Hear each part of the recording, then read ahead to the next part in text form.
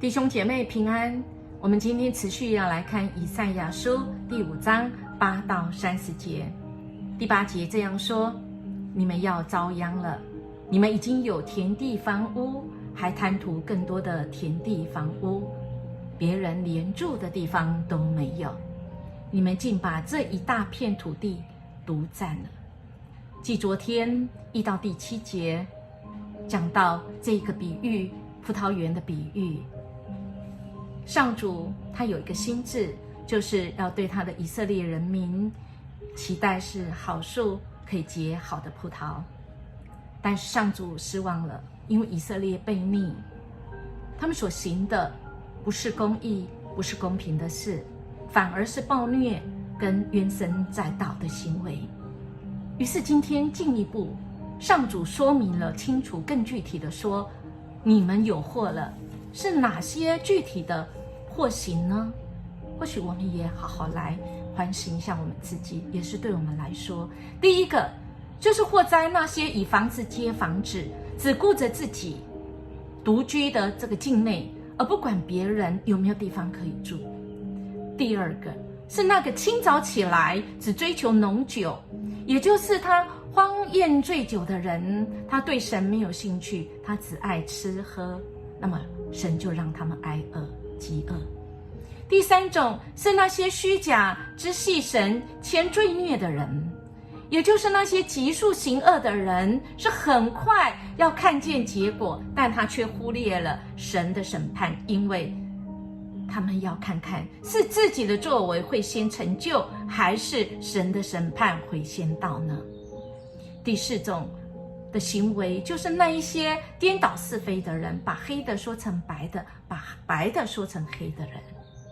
第五是那种自以为有智慧、自以为通达的人，是那些骄傲自大的人，觉得自己有办法，我靠我自己就可以了。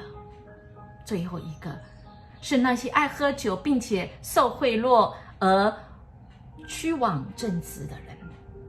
这一切的一切，这6样都有个共同点，就是12节所说的，不顾念耶和华的作为，不留心他手所做的。也就是耶和华上主所想的、所看重的、所做的、所计划、所说的，完全没有兴趣，只在乎自己，不在乎神，他对神没有兴趣。但亲爱的大家，我们的神没有放弃我们，所以他用那些天灾人祸来震动我们，使我们能够醒过来、醒悟过来，好叫人可以来呼求神，再一次回到神的面前，愿意来悔改。